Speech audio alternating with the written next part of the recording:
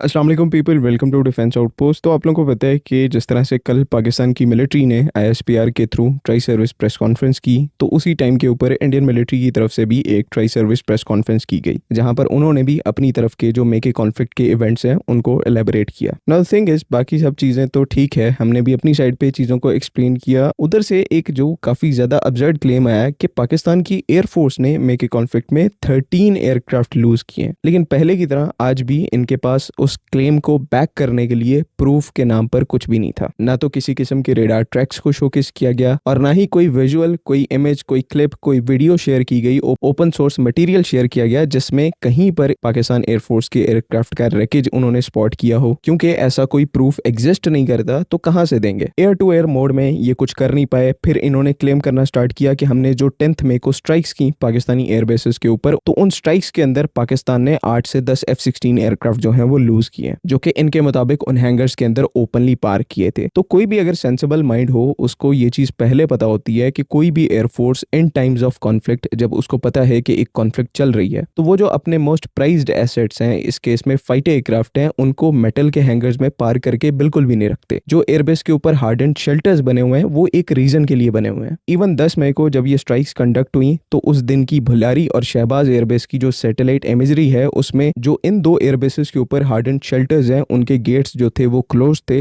Because उनके अंदर हमने एयरक्राफ्ट पार्क किए हुए थे। और ये एक स्टैंडर्ड प्रोटोकॉल है कि इमरजेंसी में, कॉन्फ्लिक्ट के टाइम में फाइटर एयरक्राफ्ट जो हैं वो हमेशा से अपने एक सिक्योर हार्डन शेल्टर के अंदर रहते हैं। लेकिन ये एक सिंपल फैक्ट है जो कि इंडियंस के आईक्यू से थोड़ा सा ऊपर है, तो ना तो उनको कभी समझ में आया है और ना ही आएगा। तो ये चीज डे वन से क्लियर है कि एक्सेप्ट 2000 के अलावा ग्राउंड के ऊपर पाकिस्तान एयरफोर्स का और कोई एयरक्राफ्ट डैमेज नहीं हुआ। अब इनकी साइड की बात करें, 7 मई की बात करें, पूरा इंटरनेट भरा पड़ा है ऐसी क्लिप से जहां पर 7 मई को इंडियन एयरफोर्स के जो एयरक्राफ्ट हैं वो शूट डाउन होकर गिरे। ऑक्यूपाइड पंजाब से लेकर ऑक्यूपाइड कश्मीर तक 7 मई की रात को इन एरियाज में रहने वाले लोगों ने आसमान में जो गिरती हुई चीजें ऑब्जर्व की, इनका जो एक एक्सपीरियंस है वो वही लोग जानते हैं। लेकिन अगेन इस लॉस को भी डिफेंड करने के लिए इनके पास क्या एनालॉजी है कि losses are part of combat. और इससे भी ज्यादा फनी एक्सप्लेनेशन कि उस दिन तो हमने पाकिस्तान एयरफोर्स को टारगेट किया ही नहीं, और इसके अलावा एक्सप्लेनेशन दी कि उस दिन पाकिस्तान एयरफोर्स पूरे तरीके से प्रिपेयर्ड थी, फिर भी इंडियन एयरफोर्स आई, उन्होंने 9 टारगेट्स को हिट किया और वो वापस चले गए। ऐसे में 1-2 एयरक्राफ्ट लूज होते हैं तो उसमें कोई बड़ी बात नहीं है। तो इसका जरा मैं आपको एक रियलिटी चेक देता हूँ। 7 मई 2025 को जो इंडिया की तरफ से, इंडियन मिलिट्री की तरफ से टारगेट्स को पिक किया गया, वो 9 के करीब टारगेट थे, और इनमें से जो 7 के करीब टारगेट हैं उनको इंडियन आर्मी ने हिट किया। और किस तरह से हिट किया? आर्टिलरी और लाइटिंग मिनेशन के थ्रू। इंडियन एयरफोर्स ने सिर्फ 2 टारगेट्स को एंगेज किया, जो कि मुरीद के और बहावलपुर थे। एक 2000 किलोमीटर लंबे बॉर्डर पर टाइम इन्होंने सिलेक्ट किया, प्लेसेस और लोकेशंस इन्होंने सिलेक्ट की। इनफैक्ट आपको एक और इंटरेस्टिंग एस्पेक्ट बताऊं तो जिस टाइम इंडिया की तरफ से ये अटैक स्टार्ट किया गया, तो पाकिस्तान की साइड से डीसीए रिस्पांस पैकेज में सिर्फ 6 एयरक्राफ्ट हवा में थे और इंडियन साइड से 50 to 60 एयरक्राफ्ट थे। ऑब्वियसली हमें नहीं था पता कि इंडिया किस टाइम अटैक करेगा। पाकिस्तान एयरफोर्स पिछले 15 दिन से मुसलसल कैप और बार कैप मिशंस को कंडक्ट कर रही थी, पेट्रोलिंग को कंडक्ट कर रही थी, बिकॉज ऑब्वियसली एक अटैक एक्सपेक्ट किया जा रहा था, लेकिन उसकी जो प्रिसाइज टाइमिंग है वो इंडिया के अलावा किसी को पता नहीं थी। तो ऐसे मोमेंट्स में हमेशा से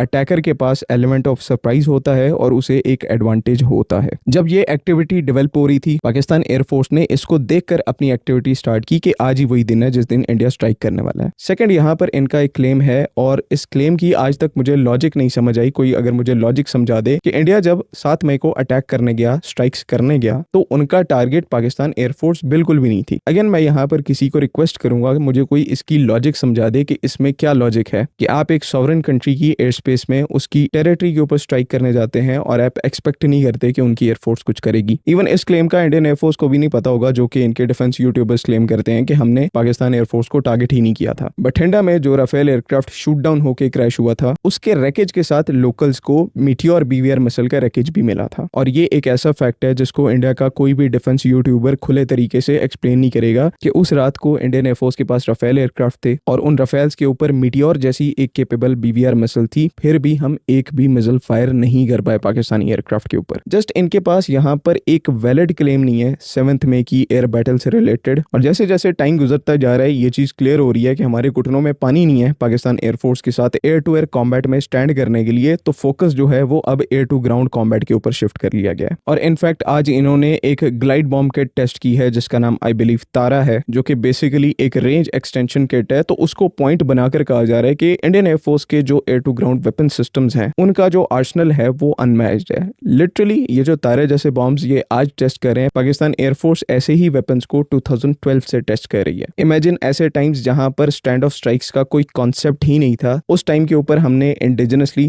तकबीर जैसी जो ग्लाइड बॉम्ब किट्स हैं उनको डिजाइन किया और अपनी सर्विस में शामिल किया। और सिर्फ ये एक वेपन नहीं है पूरे लाइनअप में, पहले रेंज एक्सटेंशन किट्स हैं, उनके भी डिफरेंट वेरिएंट्स हैं, उनके बाद उन्हीं रेंज एक्सटेंशन किट्स के बूस्ट वेरिएंट्स हैं जिसमें जीपीएस वेरिएंट्स भी हैं, आईआर गाइडेड वेरिएंट्स भी हैं, लेजर गाइडेड वेरिएंट्स भी हैं, और इवन इस टाइम के ऊपर हमारी सर्विस में anti radiation range extension kits भी मौजूद हैं जो कि बहुत कॉस्ट इफेक्टिव भी हैं और स्टैंड ऑफ स्ट्राइक कैपेबिलिटी भी प्रोवाइड करती हैं। अभी हमने अपने ऑलरेडी सर्विस में क्रूज मिसाइल्स को डिस्कस नहीं किया, जो हमारी स्मार्ट म्यूनिशंस हैं अज़्ब सीरीज की, उनको हमने डिस्कस नहीं किया, जिसमें अज़्ब 81 से लेकर 83 तक और फिर अज़्ब 83 एलआर तक आती हैं। ये सब हमारी स्मार्ट म्यूनिशंस हैं जो कि लो कॉस्ट भी हैं और प्रिसाइसली भी टारगेट्स को हिट कर सकती हैं। तो एयर टू ग्राउंड वॉरफेयर के ऊपर, air to ground strike domain के ऊपर पाकिस्तान को और पाकिस्तान एयरफोर्स को लेक्चर देने की कोई जरूरत नहीं है। आज एक साल बाद भी हमारी मिलिट्री लोगों को कन्विंस करने की कोशिश नहीं कर रही कि हमने इतने एयरक्राफ्ट गिराए हैं, बल्कि उसी दिन से वो नेक्स्ट कॉन्फ्लिक्ट के लिए प्रिपेयर कर रहे थे और कर रहे हैं। और उनकी जो प्रोग्रेस है उसको मुझे इवन मेंशन करने की जरूरत नहीं है कि पिछले कुछ टाइम में हमने अपनी रॉकेट फोर्स के थ्रू कितने टेस्ट को कंडक्ट किया है। सब सोनिक स्टेल्थ वेपन से लेकर सुपरसोनिक वेपन्स तक जो प्रोग्रेस है वो अनमैच्ड है और अनकंटेस्टेड है, और टोटल प्रिपरेशन का 10% भी नहीं है। वही हमने बात की कि कल से पहले हमें ये तक नहीं था पता कि हमारे पास एक फतेह 3 जैसा जो सुपरसोनिक क्रूज मिसाइल है वो मौजूद है। और एक्चुअली मैं ये बात मैं प्रेजेंट की कर रहा हूँ, अभी हम फ्यूचर में नहीं गए। फ्यूचर में पाकिस्तान मिलिट्री के क्या प्लान्स हैं, पाकिस्तान मिलिट्री कैसा इक्विपमेंट इंडक्ट करने वाली है, उसको तो अभी हमने डिस्कस नहीं किया। सो ये जो रेंट है बार बार के सिंदूर 2 हम स्टार्ट करने वाले हैं, तो सिंदूर 2 का एक्चुअली में वेट जो है वो पाकिस्तान में ज्यादा हो रहा है, बिकॉज इस दफा सिर्फ सिंपल रॉकेट्स उधमपुर जैसी एयरबेसिस के ऊपर स्ट्राइक नहीं करेंगे, और बहुत कुछ होगा जिसके लिए कोई भी प्रिपेयर नहीं है। अगली वीडियो तक के लिए अल्लाह हाफिज़।